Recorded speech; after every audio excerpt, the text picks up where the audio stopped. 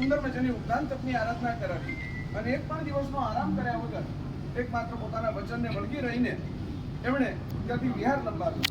રસ્તામાં પણ વારંવાર એમને તકલીફો પડી, છતાં પણ વારંવાર એક જ વાત એ કરતા હતા કે મારે તો ત્યાં જવાનું છે અને આ અંજન સલાકા પ્રતિષ્ઠા મહોત્સવની અંદર મારે સુંદર નિશ્રા આપવાની છે અને આ લોકોની ભાવના મારે પરિપૂર્ણ કરવી છે।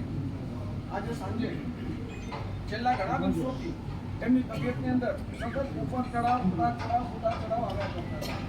છેલ્લા 5 વર્ષની અંદર જે વિશિષ્ટ કોટીની માંદગી જેમના માટે મેડિકલ સાયન્સ માટે પણ જે પડકારરૂપ કહેવાય એવી અત્યંત ભયંકર એવી માંદગીમાંથી પસાર થયા અને 2 કે 3 વાર મોતના મુખની અંદર હાથ મૂકીને એ મહાપુરુષ આપણા પુણ્યોદયથી પાછા વળ્યા। એમાં જે ચિકિત્સકો અને આપણા સુશ્રાવકો અને આખો ચતુર્વિધ સંઘ એ લોકોની જે ભાવનાઓ, એ લોકોએ કરેલી તપની આરાધના, એ લોકોએ કરેલી વિશિષ્ટ કોટીની સાધનાઓ, તપ જપ અને આ બધાના પુણ્ય પ્રભાવે આપણને આ આટલા ટાઈમ સુધી આ મહાપુરુષનું ક્ષેત્ર મળ્યું।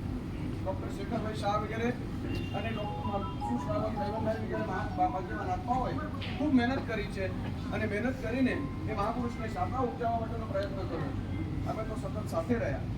અમે લોકોએ આટલા દિવસોમાં આટલી ભયંકર તકલીફમાં એમના મોઢેથી ક્યારે પણ ફરિયાદ સાંભળી નથી। આટલી જીવન તકલીફ હોય અને છતાં પણ એમણે ક્યારે પણ ફરિયાદ નથી કરી। જ્યારે જુઓ ત્યારે મોટું હસતું। તમે કલ્પના નહીં કરી શકો, આજે અત્યારે 3 કલાક થઈ ગયા અને છતાં એમના મોઢા પર તમે કેટ જુઓ તમને એમ લાગે કે હમણાં પહોંચશે। એટલે આ એમના પુણ્યનો પ્રભાવ છે, પરંતુ એમનું પુણ્ય તો ગજબ હતું, આપણું પુણ્ય ફૂટ્યું છે।